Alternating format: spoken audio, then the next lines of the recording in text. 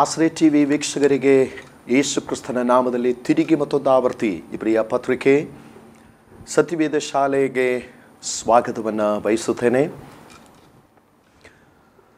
ದೇವರ ವಾಕ್ಯದಿಂದ ಕಲಿಯುವ, ದೇವರ ವಾಕ್ಯವನ್ನು ತಿಳಿದುಕೊಳ್ಳುವಂಥ ಭಾಗ್ಯ ನಿಶ್ಚಯವಾಗಿಯೂ ನಮ್ಮ ಆತ್ಮಿಕ ಜೀವಿತದಲ್ಲಿ ಹೆಚ್ಚಿನ ಆಶೀರ್ವಾದಕ್ಕೆ ಕಾರಣವಾಗುತ್ತದೆ. ಇಬ್ರಿಯ ಪತ್ರಿಕೆ ಮೊದಲನೇ ಅಧ್ಯಾಯ ಮೊದಲನೆಯ ಭಾಗದಲ್ಲಿ ಯೇಸು ಕ್ರಿಸ್ತನಿಗೂ ಪ್ರವಾದಿಗಳಿಗೂ ಮಧ್ಯದಲ್ಲಿ ಇರುವ ತಾರತಮ್ಯದ ವಿಷಯದಲ್ಲಿ ಪ್ರವಾದಿಗಳಿಗಿಂತಲೂ ಯೇಸು ಕ್ರಿಸ್ತನು ಎಷ್ಟೋ ಶ್ರೇಷ್ಠನು ಎಂಬ ವಿಷಯವನ್ನು ನಾವು 7 ವಿಷಯಗಳಲ್ಲಿ ನೋಡ್ತಾ ಇದ್ದೆವು. ಅದರಲ್ಲಿ 5ನೇ ವಿಷಯದವರೆಗೂ ನಾವು ಕಳೆದ ಸಂಚಿಕೆಗಳಲ್ಲಿ ನೋಡ್ತಾ ಇದ್ದೆವು. ಕಡೆಯದಾಗಿ ನಾವು ನೋಡಿದಂಥ ಅಂಶ ತನ್ನ ಶಕ್ತಿಯ ವಾಕ್ಯದಿಂದ ಸಮಸ್ತಕ್ಕೆ ಆಧಾರ ಆಗಿರುವಂಥ ಯೇಸು ಕ್ರಿಸ್ತನ ವಿಷಯವಾಗಿತ್ತು. ನಿಮ್ಮ ಜೀವಿತದಲ್ಲಿ ಸಮಸ್ತಕ್ಕೂ ಆಧಾರವಾಗಿರುವಂಥದ್ದು ದೇವರ ವಾಕ್ಯವಾಗಿದ್ದರೆ ಅದು ಶಕ್ತಿಯ ವಾಕ್ಯವಾಗಿರುತ್ತದೆ. ಅದರಿಂದ ಎಂದಿಗೂ ಯಾರಿಗೂ ಕದಲಿಸಲಿಕ್ಕಾಗದೇ ಇರುವಂಥ ಒಂದು ಸ್ಥಿರವಾದ ಜೀವಿತವು ಅನೇಕರ ಮುಂದೆ ಆಶ್ಚರ್ಯವಾಗಿ ತೋರುವ ರೀತಿಯಲ್ಲಿ ಅನುಗ್ರಹಿಸಿಕೊಡಲು ದೇವರ ವಾಕ್ಯ ಶಕ್ತವಾಗಿದೆ. ಈ ವಿಷಯಕ್ಕೆ ಆಧಾರವಾಗಿ ನಾವು ಕೊಲೊಸ್ಸೆಯ ಪತ್ರಿಕೆಯಲ್ಲಿ ಕೂಡ ಒಂದು ವಾಕ್ಯವನ್ನು ನೋಡಲು ಸಾಧ್ಯವಾಗುತ್ತದೆ. ಕೊಲೊಸ್ಸೆಯ ಪತ್ರಿಕೆ 1ನೇ ಅಧ್ಯಾಯ ಅದರ 15ನೇ ವಚನದಿಂದ 17ನೇ ವಾಕ್ಯದವರೆಗೂ ಈ ಒಂದು ವಿಷಯಕ್ಕೆ ಆಧಾರವಾಗಿ ತನ್ನ ಶಕ್ತಿಯ ವಾಕ್ಯದಿಂದ ಸಮಸ್ತಕ್ಕೂ ಆಧಾರವಾಗಿರುವ ವಿಷಯದಲ್ಲಿ ನಾವು ಕಾಣಲು ಸಾಧ್ಯವಿದೆ. ಆ ವಾಕ್ಯವನ್ನು ನಾನು ಓದ್ತೇನೆ, ನೀವು ಶಾಂತವಾಗಿ ಗಮನಿಸಿ. ಆತನು ಅದೃಶ್ಯನಾದ ದೇವರ ಪ್ರತಿರೂಪನು, ಸೃಷ್ಟಿಗಲ್ಲ ಜ್ಯೇಷ್ಠ ಪುತ್ರನ ಸ್ಥಾನ ಹೊಂದಿದವನು ಆಗಿದ್ದಾನೆ. ಭೂಪರಲೋಕಗಳಲ್ಲಿ ಇರುವ ದೃಶ್ಯಾದೃಶ್ಯವಾದವುಗಳೆಲ್ಲವೂ, ಸಿಂಹಾಸನಗಳಾಗಲಿ, ಪ್ರಭುತ್ವಗಳಾಗಲಿ, ದೊರೆತನಗಳಾಗಲಿ, ಅಧಿಕಾರಿಗಳಾಗಲಿ ಆತನಲ್ಲಿ ಸೃಷ್ಟಿಸಲ್ಪಟ್ಟವು. ಸರ್ವವು ಆತನ ಮುಖಾಂತರವಾಗಿಯೂ ಆತನಿಗೋಸ್ಕರವಾಗಿಯೂ ಸೃಷ್ಟಿಸಲ್ಪಟ್ಟಿತ್ತು. ಆತನು ಎಲ್ಲಕ್ಕೂ ಮೊದಲು ಇದ್ದವನು, ಆತನು ಸಮಸ್ತಕ್ಕೂ ಆಧಾರಭೂತನು. ಈ ವಾಕ್ಯಗಳಲ್ಲಿ 17ನೇ ವಾಕ್ಯದ ಕೊನೆಯ ಭಾಗದಲ್ಲಿ ತಿರುಗಿ ಅಪೊಸ್ತಲನಾದ ಪೌಲನು ಕೊಲೊಸ್ಸೆಯ ಪತ್ರಿಕೆಯಲ್ಲಿ ಹೇಳುತ್ತಿದ್ದಾನೆ, ಆತನು ಸಮಸ್ತಕ್ಕೂ ಆಧಾರಭೂತನು ಎಂಬುದಾಗಿ. ನೋಡಿ, ನನ್ನ ನಿಮ್ಮ ಜೀವಿತವನ್ನು ದೇವರಿಗಾಗಿ ಆತನು ಪ್ರತ್ಯೇಕಿಸಿದ ನಂತರ ಸಮಸ್ತಕ್ಕೂ ಆಧಾರವಾಗಿರುವ ಆತನು ನಮ್ಮ ಸಂಗಡ ಇರುವುದಾದರೆ ಎಲ್ಲೂ ಸೋಲಿನಲ್ಲಿ ನಮ್ಮ ಕಾಲವು ಜೀವಿತವು ಮುಗಿಯುವುದಕ್ಕೆ ದೇವರ ಅವಕಾಶ ಕೊಡುವವನಲ್ಲ. ಸೋಲುಗಳು ಇರುವಲ್ಲಿ ನಮ್ಮನ್ನು ಜಯಕ್ಕೆ ನಡೆಸುವ ಸಮಸ್ತಕ್ಕೂ ಆಧಾರವಾಗಿರುವ ಕರ್ತನ ಬಗ್ಗೆ ಇವತ್ತು ನಾನು ನಿಮಗೆ ತಿಳಿಯಪಡಿಸ್ತಾ ಇದ್ದೇನೆ. ಈ ಒಂದು ವಿಚಾರದಲ್ಲಿ ದೇವರ ಶಕ್ತಿಯ ವಾಕ್ಯದ ಮೇಲೆ ನಾವು ಆಧಾರವನ್ನು ಮಾಡಿಕೊಳ್ಳಬೇಕೆಂಬುದಾಗಿ ಕೇಳುತ್ತಾ ಮುಂದಿನ ವಿಷಯಗಳಿಗೆ ಬರಲಿಕ್ಕೆ ಕರ್ತನಲ್ಲಿ ನಾನು ಇಚ್ಛಿಸ್ತೇನೆ. ಮುಂದಿನ ವಿಷಯ 6ನೇ ಭಾಗವನ್ನು 3ನೇ ವಾಕ್ಯದ ಕೊನೆಯ ಭಾಗದಲ್ಲಿ ನಾವು ನೋಡಲಿಕ್ಕೆ ಸಾಧ್ಯವಾಗ್ತದೆ. ಪಾಪ ವಿಶುದ್ಧ ಮಾಡಿದ ಮೇಲೆ ಎಂಬುದಾಗಿ ಆತನು ಸಮಸ್ತ ಪಾಪಗಳಿಗೂ ಪರಿಹಾರವನ್ನು ಉಂಟು ಮಾಡಿದ ದೇವರು. ಯೇಸು ಕ್ರಿಸ್ತನ ವಿಷಯದಲ್ಲಿ ನಾವು ನೋಡುವಾಗ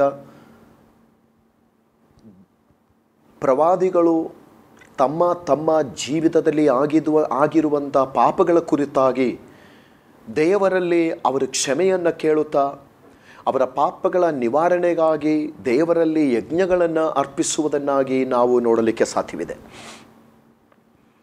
ಪ್ರವಾದಿಗಳಿಗೂ ಯೇಸು ಕ್ರಿಸ್ತನಿಗೂ ಇರುವಂಥ ವ್ಯತ್ಯಾಸಗಳಲ್ಲಿ ಯೇಸುಕ್ರಿಸ್ತನಿಗೆ ಪ್ರವಾದಿಗಳಿಗಿಂತಲೂ ಮೇಲಾಗಿರುವಂಥ ವಿಶೇಷತೆಯಲ್ಲಿ ಅತಿ ಪ್ರಾಮುಖ್ಯವಾದ ಒಂದು ಅಂಶವಾಗಿದೆ ಇಲ್ಲಿ ಪೌಲ ತಿಳಿಯಪಡಿಸುವಂಥದ್ದು.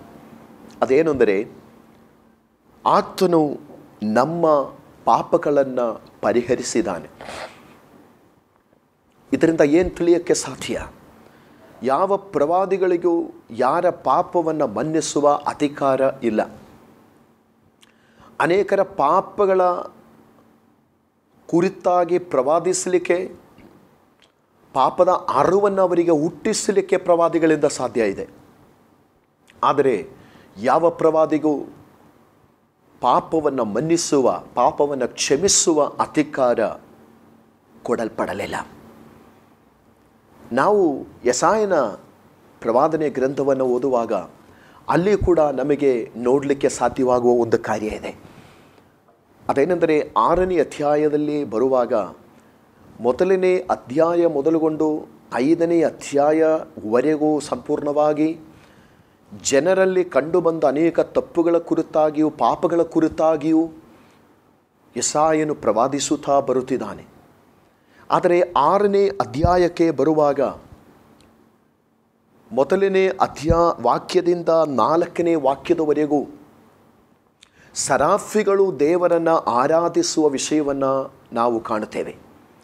ಸರಾಫಿಗಳು ದೇವರನ್ನು ಸೇನಾಧೀಶ್ವರನಾದ ಯೆಹೋವನು ಪರಿಶುದ್ಧನು ಪರಿಶುದ್ಧನು ಪರಿಶುದ್ಧನು ಎಂಬುದಾಗಿ ಆರಾಧಿಸುವಂಥ ಆ ದೃಶ್ಯವನ್ನು ನೋಡಿದಾಗ, ಸರಾಫಿಗಳು ಪರಿಶುದ್ಧನಾದ ದೇವರನ್ನು ಪರಿಶುದ್ಧನು ಪರಿಶುದ್ಧನು ಪರಿಶುದ್ಧನು ಎಂಬುದಾಗಿ 3 ಆವರ್ತಿ 6 ರೆಕ್ಕೆಗಳಿರುವ ಸರಾಫಿಗಳು 2 ರೆಕ್ಕೆಗಳಿಂದ ತಮ್ಮ ಮುಖವನ್ನು ಮುಚ್ಚಿ, 2 ರೆಕ್ಕೆಗಳಿಂದ ತಮ್ಮ ಪಾದಗಳನ್ನು ಮುಚ್ಚಿ, 2 ರೆಕ್ಕೆಗಳಿಂದ ಹಾರಾಡುತ್ತಾ ನಿಂದು ಆ ರೆಕ್ಕೆಗಳನ್ನು ಬಡಿಯುತ್ತಾ ದೇವರು ಪರಿಶುದ್ಧನು ಪರಿಶುದ್ಧನು ಪರಿಶುದ್ಧನು ಎಂಬುದಾಗಿ ಅರ್ಪಡಿಸುವಂಥ ಶಬ್ದ ಕೇಳುವಂಥ ಯೆಶಾಯನಿಗೆ ತನ್ನ ಜೀವಿತದ ಅಪವಿತ್ರತೆಯ ಕುರಿತಾಗಿರುವಂಥ ಪ್ರಜ್ಞೆ ಉಂಟಾಗ್ತದೆ. ಈ ಒಂದು ಪರಲೋಕದ ದೃಶ್ಯವನ್ನು ನೋಡಿದಂಥ ಯೆಶಾಯನು ಮುಂದಿನ ಸಮಯದಲ್ಲಿ ಮಾಡುವಂಥ ಕಾರ್ಯ 5ನೇ ವಾಕ್ಯದಿಂದ ನೋಡಿದರೆ ನಮಗೆ ಗೊತ್ತಾಗ್ತದೆ. ಒಬ್ಬ ಪ್ರವಾದಿಗೂ ಯೇಸುಕ್ರಿಸ್ತನಿಗೂ ಮಧ್ಯದಲ್ಲಿರುವಂಥ ವ್ಯತ್ಯಾಸ ನಾವಲ್ಲಿ ಸರಿಯಾದ ರೀತಿಯಲ್ಲಿ ಗಮನಿಸಬಹುದು. ಮೊದಲನೆಯದು, ಒಬ್ಬ ಪ್ರವಾದಿ ತಾನು ಮಾಡಿದ ಪಾಪದ ಕುರಿತಾಗಿ ಪಶ್ಚಾತ್ತಾಪ ಪಡಬೇಕು. ತನ್ನ ಪಾಪದ ಪರಿಹಾರಕ್ಕಾಗಿ ದೇವರಲ್ಲಿ ಪರಿಹಾರ ಕ್ರಿಯೆಗಳನ್ನು ಮಾಡಬೇಕು. ಯೆಶಾಯನು ದೇವರಲ್ಲಿ ಕೂಗಿಕೊಳ್ತಾ ಇದ್ದಾನೆ. ಆಗ ನಾನು ಪರಲೋಕದ ಆರಾಧನೆಯ ದೃಶ್ಯವನ್ನು ನೋಡಿದ ಯೆಶಾಯನು ಕೂಗುತ್ತಾ ಇದ್ದಾನೆ. ಆಗ ನಾನು, ಅಯ್ಯೋ ನನ್ನ ಗತಿಯನ್ನು ಏನು ಹೇಳಲಿ, ನಾಶವಾದೆನಲ್ಲ, ನಾನು ಹೊಲಸು ತುಟ್ಟಿಯವನು, ಹೊಲಸು ತುಟ್ಟಿಯವರ ಮಧ್ಯದಲ್ಲಿ ವಾಸಿಸುವವನು. ಇಂಥ ನನ್ನ ಕಣ್ಣುಗಳು ರಾಜಾಧಿರಾಜನನ್ನು ಸೇನಾಧೀಶ್ವರನಾದ ಯೆಹೋವನನ್ನು ಕಂಡೆವು ಎಂದು ಕೂಗಿಕೊಳ್ಳಲು. ನೋಡಿ, ದೇವದರ್ಶನವನ್ನು ನೋಡುವಂಥ ಸಮಯದಲ್ಲಿ ತನ್ನನ್ನೇ ತಾನು ನೋಡುತ್ತಾ ಇದ್ದಾನೆ. ಇವತ್ತು ಅನೇಕರು ತಮ್ಮ ಪಾಪಗಳ ಕುರಿತಾಗಿ ಇರುವಂಥ ಜ್ಞಾನದಲ್ಲಿ ತಪ್ಪಿ ಹೋಗಿ ಅನೇಕರ ಪಾಪಗಳ ಕುರಿತಾಗಿರುವಂಥ ದೂರು ಹೇಳುವವರಾಗಿದ್ದಾರೆ. ಆದರೆ ಯೆಶಾಯನ ಗ್ರಂಥದಲ್ಲಿ 6ನೇ ಅಧ್ಯಾಯದಲ್ಲಿ ದೇವರು ನಮಗೆ ಕೊಡುವಂಥ ವಾಕ್ಯದ ಎಚ್ಚರಿಕೆ, ತಿಳುವಳಿಕೆ, ಮನುಷ್ಯರನ್ನು ನೋಡುವವನಿಗೆ ತನ್ನ ಪಾಪದ ಕುರಿತಾಗಿರುವ ಅರಿವು ಹುಟ್ಟಲು ಸಾಧ್ಯವಿಲ್ಲ. ನಿಜವಾಗಿ ದೇವರನ್ನು ಕಾಣುವವನು, ದೇವರ ಆರಾಧನೆಯನ್ನು ಕಾಣುವವನಿಗೆ ತನ್ನ ಜೀವಿತದ ಅಪವಿತ್ರತೆ ಮತ್ತು ಮಲಿನತೆಯ ಕುರಿತಾಗಿರುವಂಥ ತಿಳುವಳಿಕೆ ಹುಟ್ಟುತ್ತೆ. ಇದರಲ್ಲಿ ನೀವು ತಿಳಿದುಕೊಳ್ಳುವುದಕ್ಕಾಗಿ ನಾನೊಂದು ಮಾತು ಹೇಳುತ್ತೇನೆ. ಇತರರ ಮೇಲೆ ಬೆಟ್ಟು ತೋರಿಸಿ ಅವರ ತಪ್ಪುಗಳನ್ನು ಹೇಳುವ ಬದಲು ನೀನು ದೇವರ ಸನ್ನಿಧಿಯಲ್ಲೇ ಕೂತು ದೇವರ ಪರಿಶುದ್ಧತೆಯನ್ನು ಅರಿತು ನಿನ್ನ ಪಾಪಗಳನ್ನು ಕಂಡುಕೊಳ್ಳುವುದಾದರೆ ನಿಶ್ಚಯವಾಗಿಯೂ ದೇವರು ನಿನ್ನ ಪಾಪವನ್ನು ಹೋಗಲಾಡಿಸಲಿಕ್ಕೆ ಬೇಕಾದ ಮಾರ್ಗವನ್ನು ಒದಗಿಸಿಕೊಡುತ್ತಾನೆ ಎಂಬುದೇ ಯೆಶಾಯನ ಗ್ರಂಥದಲ್ಲಿ ನಮಗೆ ನೋಡಲಿಕ್ಕೆ ಸಾಧ್ಯವಾಗುವಂಥದ್ದು. ಈ ಭಾಗವನ್ನು ನಾನು ಯಾಕೆ ನಿಮಗೆ ಎತ್ತಿ ಹೇಳುತ್ತಿದೆ ಅಂದರೆ, ಪ್ರವಾದಿಯಾದ ಯೆಶಾಯನು ದೇವರಿಂದ ಬಲವಾಗಿ ಉಪಯೋಗಿಸಲ್ಪಟ್ಟ ವ್ಯಕ್ತಿಯಾಗಿದ್ದ. ಆದರೆ ದೇವರ ದೃಷ್ಟಿಯಲ್ಲಿ ಯೆಶಾಯನು ಕೂಡ ದೊಡ್ಡ ಪಾಪಿ, ನನ್ನ ಗತಿಯನ್ನು ಏನು ಹೇಳಲಿ ಎಂದು ಹೇಳುವಷ್ಟು ಹೊಲಸು ತುಟ್ಟಿಯವನು ಎಂದು ತಾನು ತನ್ನನ್ನೇ ಒಪ್ಪಿಕೊಳ್ತಾ ಇದ್ದಾನೆ.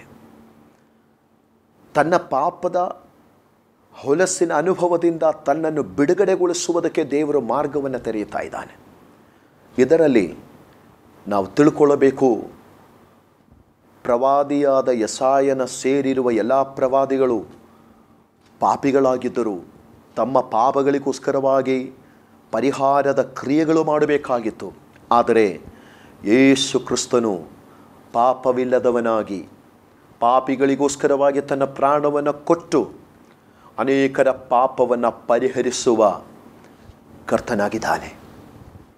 ಇಲ್ಲಿ ನಾವು ನೋಡಬೇಕಾಗಿರುವಂಥ ಕಾರ್ಯ, ಆತನು ಪಾಪ ವಿಶುದ್ಧ ಮಾಡುವಂಥ ದೇವರು ಕರ್ತನು. ಈ ವಿಷಯದಲ್ಲಿ ನಾವು ಅದನ್ನೇ ನೋಡ್ತಾ ಇದ್ದೇವೆ.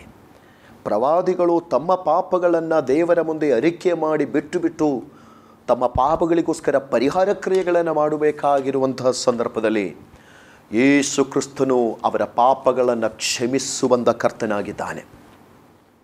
ಪ್ರವಾದಿಗಳ ಪಾಪವನ್ನು ಕೂಡ ಕ್ಷಮಿಸುವವನು ಯೇಸು ಕ್ರಿಸ್ತನೇ ಆಗಿದ್ದ. ಈ ಯೇಸು ಕ್ರಿಸ್ತನ ವಿಶೇಷತೆಗಳಲ್ಲಿ ಕಡೆಯ ಭಾಗಕ್ಕೆ ನಾವು ಬರುತ್ತಾ ಇದ್ದೇವೆ. ಕಡೆಯದಾಗಿ ನಾವು ಅಲ್ಲಿ ನೋಡುವಂಥ ಕಾರ್ಯ, ಉನ್ನತ ಲೋಕದೊಳಗೆ ಮಹತ್ವವುಳ್ಳ ದೇವರ ಬಲಗಡೆಯಲ್ಲಿ ಆತನು ಆಸನಾರೂಢನಾದನು ಎಂಬುದಾಗಿ. ಇಲ್ಲಿ ನೀವು ಗಮನಿಸಬೇಕಾದ ಕಾರ್ಯ, ದೂತರುಗಳು ಹಲವಾರು ಪಂಗಡಗಳಿದ್ದಾವೆ. ಸಾಮಾನ್ಯವಾದ ದೂತರುಗಳಿದ್ದಾರೆ, ಪ್ರಧಾನ ದೂತರುಗಳಿದ್ದಾರೆ, ಸರಾಫಿಗಳು ಇದ್ದಾರೆ, ಕೆರೂಬಿಗರು ಇದ್ದಾರೆ. ಸರಾಫಿಗಳು ಅಂದರೆ ಅವರು ದೇವರ ಮುಂದೆ ನಿಂತು ದೇವರಿಗೆ ಆರಾಧನೆ ಮಾಡುವವರು. ಕೆರೂಬಿಗಳು ತಿರುಗುವಂಥ ಖಡ್ಗವನ್ನು ಹಿಡಿದುಕೊಂಡು ದೇವರು ಏರ್ಪಡಿಸುವಂಥ ಸ್ಥಳಗಳಲ್ಲಿ ಕಾವಲುಗಾರರಾಗಿರುವಂಥವರು. ಸರಾಫಿಗಳಿಗೆ 6 ರೆಕ್ಕೆಗಳಿದೆ, ಆದರೆ ಕೆರೂಬಿಗೆ 2 ರೆಕ್ಕೆಗಳಿರುವುದು.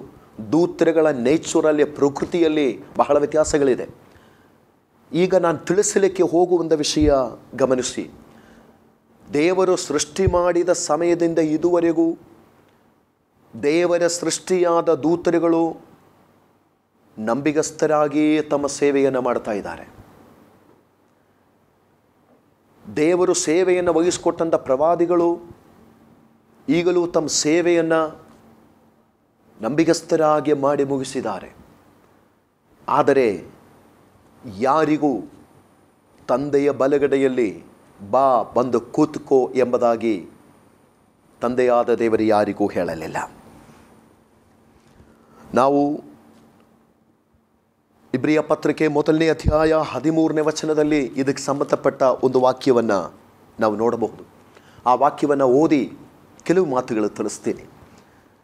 ಆದರೆ ದೇವದೂತರಲ್ಲಿ ಯಾವನ ವಿಷಯದಲ್ಲಿ ಆದರೂ ನಾನು ನಿನ್ನ ವಿರೋಧಿಗಳನ್ನು ನಿನಗೆ ಪಾದಪೀಠವಾಗಿ ಮಾಡುವ ತನಕ ನನ್ನ ಬಲಗಡೆಯಲ್ಲಿ ಕೂತ್ಕೊಂಡಿರು ಎಂಬುದಾಗಿ ಎಂದಾದರೂ ಹೇಳಿದ್ದಾನೋ? ಇದು ದೂತರುಗಳ ವಿಷಯದಲ್ಲಿ ಹೇಳ್ತಾ ಇದ್ದಾರೆ. ಆದರೆ ಪ್ರವಾದಿಗಳ ವಿಷಯದಲ್ಲಿಯೂ ಕೂಡ ಎಷ್ಟೋ ಪ್ರವಾದಿಗಳು ತಮ್ಮ ಕೆಲಸವನ್ನು, ತಮಗೆ ವಹಿಸಿಕೊಟ್ಟ ಸೇವೆಯನ್ನು ನಂಬಿಗಸ್ತರಾಗಿ ಮಾಡಿದ್ದಾರೆ. ಆದರೆ ಯಾವ ಪ್ರವಾದಿಗಳಿಗೂ ದೇವರು ತಮ್ಮ ಮರಣದ ನಂತರ ಬಾ ಬಂದು ನನ್ನ ಬಲಗಡೆಯಲ್ಲಿ ಕೂತ್ಕೋ ಎಂಬುದಾಗಿ ಹೇಳಲೇ ಇಲ್ಲ. ಯಾವ ದೂತರುಗಳಿಗೂ ಹೇಳಲಿಲ್ಲ. ಇಲ್ಲಿ ನಾವು ತಿಳಿಯಬೇಕಾದ ಕಾರ್ಯ, ಯಾವ ಪ್ರವಾದಿಗಳಿಗೂ ಯಾವ ದೂತರುಗಳಿಗೂ ತಂದೆಯಾದ ದೇವರು ತನ್ನ ಮಹಿಮೆಯ ಬಲಭಾಗದಲ್ಲಿ ಇಂಥ ಒಂದು ಸ್ಥಾನವನ್ನು ಕೊಡದೇ ಇರುವಾಗ ತನ್ನ ಮಗನಾದ ಯೇಸು ಕ್ರಿಸ್ತನಿಗೆ ತಂದೆಯಾದ ದೇವರು ತನ್ನ ಮಹಿಮೆಯ ಬಲಗಡೆಯಲ್ಲಿ ಸಿಂಹಾಸನವನ್ನು ಕೊಟ್ಟಿದ್ದಾನೆ. ಆತನು ಕೂತ್ಕೊಳ್ಳುವುದಕ್ಕೆ ಸಿಂಹಾಸನವನ್ನು ಕೊಟ್ಟಿದ್ದಾನೆ. ಇಲ್ಲಿ ನಾವು ಗಮನಿಸಬೇಕಾದಂಥ ವಾಕ್ಯ, ಉನ್ನತ ಲೋಕದೊಳಗೆ ಮಹತ್ವವುಳ್ಳ ದೇವರ ಬಲಗಡೆಯಲ್ಲಿ ಆತನು ಆಸನಾರೂಢನಾದನು. ಅನೇಕ ಪತ್ರಿಕೆಗಳಲ್ಲಿ ನಾವು ನೋಡ್ತೇವೆ. ಫಿಲಿಪ್ಪಿ ಪತ್ರಿಕೆಯಲ್ಲಿ ನಾವು ನೋಡಿದರೆ ಅಲ್ಲಿಯೂ ಸಹ ನಾವು ಕಾಣುತ್ತೇವೆ, ಆತನಿಗೆ ಎಲ್ಲ ನಾಮಕ್ಕಿಂತಲೂ ಮೇಲಾದ ನಾಮವನ್ನು ಕೊಟ್ಟನು ಎಂಬುದಾಗಿ. ನೋಡಿ, ತನ್ನ ಬಲಗಡೆಯಲ್ಲಿ, ತನ್ನ ಮಹಿಮೆಯ ಬಲಗಡೆಯಲ್ಲಿ ತನ್ನನ್ನು ಸ್ಥಾನ ಕೊಟ್ಟು ಕುಂಡ್ರಿಸುವುದು ಮಾತ್ರವಲ್ಲ, ಎಲ್ಲ ನಾಮಕ್ಕಿಂತಲೂ ಮೇಲಾದ ನಾಮವೂ ಕೂಡ ಆತನಿಗೆ ಕೊಡಲ್ಪಟ್ಟಿದೆ. ಇವು ಎಲ್ಲವೂ, ಈ 7 ವಿಷಯಗಳನ್ನು ಒಂದು ಕಡೆಯಲ್ಲಿ ಇಟ್ಟು ನಾವು ಯೋಚಿಸುವಾಗ, ಇಲ್ಲಿ ಪೌಲನು ಬಹಳ ಆತ್ಮ ಜ್ಞಾನದಿಂದಲೂ ಮತ್ತು ದೇವರಾತ್ಮನ ವಿವೇಕದಿಂದಲೂ ಆತನಲ್ಲಿ ಬಹಳ ಸ್ಪಷ್ಟವಾಗಿ ಇಬ್ರಿಯರಿಗೆ ವಿವರಿಸಿಕೊಡ್ತಾ ಇದ್ದಾನೆ. ಈಗ ನೀವು ಹೇಳಿ, ಪ್ರವಾದಿಗಳು ಶ್ರೇಷ್ಠರೋ ಅಥವಾ ಯೇಸು ಕ್ರಿಸ್ತನು ಶ್ರೇಷ್ಠನೋ? ಇದರಲ್ಲಿ ಖಂಡಿತವಾಗಿ ಅಪೊಸ್ತಲನಾದ ಪೌಲನು ಈ ಒಂದು ಉದ್ದೇಶದಲ್ಲಿ ಯಶಸ್ವಿಗೊಳ್ಳುತ್ತಾ ಇದ್ದಾನೆ. ಯೇಸು ಕ್ರಿಸ್ತನಿಗಿಂತಲೂ ಯಾವ ಪ್ರವಾದಿಯೂ ಶ್ರೇಷ್ಠನಲ್ಲ. ಎಲ್ಲ ಪ್ರವಾದಿಗಳಿಗಿಂತಲೂ ಯೇಸು ಕ್ರಿಸ್ತನೇ ಶ್ರೇಷ್ಠನಾಗಿದ್ದಾನೆ. ಒಂದು ಕಾಲದಲ್ಲಿ ಯೇಸುವನ್ನು ಉನ್ನತ ಸ್ಥಾನದಲ್ಲಿ, ಶ್ರೇಷ್ಠ ಸ್ಥಾನದಲ್ಲಿ ಇಟ್ಟಂಥ ಇಬ್ರಿಯರು ಯೇಸು ಕ್ರಿಸ್ತನಿಗಿಂತಲೂ ಪ್ರವಾದಿಗಳಿಗೆ ಉನ್ನತ ಸ್ಥಾನವನ್ನು ಕೊಟ್ಟು ಅವರು ಹಳೆಯ ಸಂಪ್ರದಾಯಕ್ಕೂ ಹಳೆಯ ನಂಬಿಕೆಗೂ ಇಳಿದು ಹೋಗುತ್ತಿರಬೇಕಾದರೆ, ಈ ಪರಿಶುದ್ಧ ಜ್ಞಾನವನ್ನು ಹೊಂದಿ ಅಪೊಸ್ತಲನಾದ ಪೌಲನು ಈ ಬರಹದ ಮೂಲಕವಾಗಿ ಕೆಳಗೆ ಇಳಿಯುತ್ತಿರುವಂಥ ಇಬ್ರಿಯರ ಕೈಗಳನ್ನು ಹಿಡಿದು ಅವರನ್ನು ಮೇಲೆ ಕೈ ಎತ್ತಿ ಯೇಸು ಕ್ರಿಸ್ತನ ಪರಮೋನ್ನತವಾದ ಶ್ರೇಷ್ಠತೆಯ ಬಗ್ಗೆ ತಿಳುವಳಿಕೆಯನ್ನು ಕೊಡ್ತಾ ಇದ್ದಾನೆ. ಈ 7 ವಿಷಯಗಳು ನಿಮ್ಮ ಮುಂದೆ ತಿಳಿಸಿದ ನಂತರ, ನನ್ನ ಪ್ರೀತಿಯ ವೀಕ್ಷಕರೇ, ನಿಮಗೆ ನಾನೊಂದು ಪ್ರಶ್ನೆ ಕೇಳಲಿಕ್ಕೆ ಇಚ್ಛಿಸ್ತೇನೆ. ಒಂದು ಕಾಲದಲ್ಲಿ ಯೇಸುವನ್ನು ಕಂಡುಕೊಂಡು ನೀವು ನಿಮ್ಮ ಕಾಲಗಳನ್ನು ಕಳೆಯುತ್ತಾ ಬಂದಿದ್ದೀರಾ. ಯೇಸು ಕ್ರಿಸ್ತನಿಗಿಂತಲೂ ಮಿಗಿಲಾಗಿ, ಆತನ ನಂಬಿಕೆ, ಆಶ್ರಯ, ಭರವಸೆಗಿಂತಲೂ ಮಿಗಿಲಾಗಿ ಯಾವುದರ ಮೇಲಾದರೂ ನೀವು ಹೆಚ್ಚಳ ಪಡುವವರಾಗಿದ್ದರೆ, ಬೇರೆ ಯಾವ ಮೂಢ ಆಶ್ರಯ ನಂಬಿಕೆಯಲ್ಲೇನಾದರೂ ನೀವು ಬಿದ್ದಿದೆಯಾಗಿದ್ದರೆ, ಈ ಸತ್ಯವೇದ ಶಾಲೆಯಲ್ಲಿ ನಾನು ತಿಳಿಸಿಕೊಡುವ ಈ ಪ್ರಥಮ ಸಂಗತಿಗಳ ಮೂಲಕವಾಗಿ ಕರ್ತನ ನಾಮದಲ್ಲಿ ನಾನು ನಿಮ್ಮನ್ನು ಎಚ್ಚರಿಸ್ತಾ ಇದ್ದೇನೆ. ಹಿಂತಿರುಗಿ ಬನ್ನಿರಿ, ಪುನಃ ಕರ್ತನ ಕಡೆಗೆ ತಿರುಗಿ ಬನ್ನಿರಿ. ಇದು ಕರ್ತನು ನಿಮಗೆ ಕೊಡುವಂಥ ಮೊದಲನೆಯ ಒಂದು ಕರೆಯುವಿಕೆಯಾಗಿದೆ. ಹಿಂಜಾರಿ ಹೋಗಿರುವುದಾಗಿದ್ದರೆ, ಯೇಸುವನ್ನು ಬಿಟ್ಟು, ಯೇಸುವಿನ ಮೇಲಿರುವ ಶ್ರೇಷ್ಠತೆ ಗೌರವವನ್ನು ಬಿಟ್ಟು ಬೇರೆ ಯಾವುದಾದರೂ ವಿಷಯಗಳಲ್ಲಿ, ಅದು ಸೇವೆಯಾಗಲಿ, ಅದು ಕೃಪೆಯ ವರಗಳಾಗಲಿ, ನಿಮಗೆ ಕೊಡಲ್ಪಟ್ಟ ಯಾವುದೇ ನಿಯೋಗಗಳಾಗಲಿ, ಸಭೆಗಳಾಗಲಿ, ನಿಮಗೆ ಕೊಡಲ್ಪಟ್ಟ ಸ್ಥಾನಗಳಾಗಲಿ, ಅಧಿಕಾರಗಳಾಗಲಿ, ಅನೇಕರು ನಿಮಗೆ ಕೊಡುವಂಥ ಗೌರವ ಆಗಲಿ, ನಿಮ್ಮ ಹೆಸರಾಗಲಿ, ಯೇಸು ಕ್ರಿಸ್ತನಿಗಿಂತಲೂ ಮಿಗಿಲಾಗಿ ಯಾವುದನ್ನಾದರೂ ಕಂಡ್ರೆ ಅಪಾಯ ಮುಂದೆ ಇದೆ. ತಿರುಗಿ ಮಾನಸಾಂತರ ಹೊಂದಿ ಕರ್ತನ ಕಡೆಗೆ ಬರುವುದಕ್ಕೆ ಈ ಅಧ್ಯಯನ ನಿಮಗೆ ಪ್ರಯೋಜನವಾಗಲಿ ಎಂಬುದಾಗಿ ಹೇಳುತ್ತಾ, ಒಂದು ಪ್ರಾರ್ಥನೆಯೊಂದಿಗೆ ಈ ಸಂಚಿಕೆಯನ್ನು ಮುಕ್ತಾಯಗೊಳಿಸಲಿಕ್ಕೆ ನಾನು ಇಚ್ಛಿಸ್ತೇನೆ. ಕಣ್ಣುಗಳನ್ನು ಮುಚ್ಚನ ಒಟ್ಟಿಗೆ ಪ್ರಾರ್ಥನೆ ಮಾಡೋಣ. ಪರಾತ್ಪರನಾದ ನಮ್ಮ ದೇವರೇ, ಯೇಸು ಕ್ರಿಸ್ತನು ಎಲ್ಲದಕ್ಕಿಂತಲೂ ಶ್ರೇಷ್ಠನು. ಪ್ರವಾದಿಗಳಿಗಿಂತಲೂ ದೂತರುಗಳಿಗಿಂತಲೂ ಅತಿ ಶ್ರೇಷ್ಠನಾದ ಯೇಸುವಿನ ಕುರಿತಾಗಿ ಅಪೊಸ್ತಲನಾದ ಪೌಲನ ಮೂಲಕವಾಗಿ ಪ್ರಿಯರಿಗೆ ತಿಳಿಸಲ್ಪಟ್ಟ ಆ ವಿಚಾರಗಳನ್ನು ನಾವು ಸಹ ಓದಿಕೊಳ್ಳುವುದಕ್ಕೂ ಕಲಿಯುವುದಕ್ಕೂ ಈ ಸತ್ಯವೇದ ಶಾಲೆಯ ಮೂಲಕ ನಮಗೆ ಅವಕಾಶ ಕೊಟ್ಟಿದ್ದಕ್ಕಾಗಿ ಸ್ತೋತ್ರ. ನಾವು ತಿಳಿದಿರುವ, ನಾವು ಕಲಿತಿರುವ ಯಾವ ಸಂಗತಿಗಳು ಕೂಡ ಯಾರಿಗೂ ನಷ್ಟವಾಗದೆ ಎಲ್ಲರೂ ತಮ್ಮ ಜೀವಿತಗಳಲ್ಲಿ ಯೇಸು ಕ್ರಿಸ್ತನನ್ನೇ ಮುಂದೆ ಇಡುವುದಕ್ಕಾಗಿ, ಶ್ರೇಷ್ಠವಾಗಿ ಆತನನ್ನು ಕಾಣುವುದಕ್ಕಾಗಿ ಕೃಪೆಯನ್ನು ನೀಡಬೇಕೆಂದು ನಮ್ಮ ರಕ್ಷಕನು ವಿಮೋಚಕನೂ ಆದ ಯೇಸುವಿನ ನಾಮದಲ್ಲಿ ಬೇಡಿ ಹೊಂದಿದ್ದೇವೆ ನಮ್ಮ ತಂದೆಯೇ, ಆಮೆನ್. ದೇವರು ನಿಮ್ಮನ್ನು ಆಶೀರ್ವದಿಸಲಿ. ಈ ಸಂಚಿಕೆ ನಿಮ್ಮ ಜೀವಿತದಲ್ಲಿ ಆಶೀರ್ವಾದವಾಗಿದೆ ಎಂಬುದಾಗಿ ನಂಬುತ್ತೇನೆ. ಸದಾ ವೀಕ್ಷಿಸಿ ಆಸರೆ ಟಿವಿ ಸತ್ಯವೇದ ಶಾಲೆ. ದೇವರು ನಿಮ್ಮನ್ನು ಆಶೀರ್ವದಿಸಲಿ.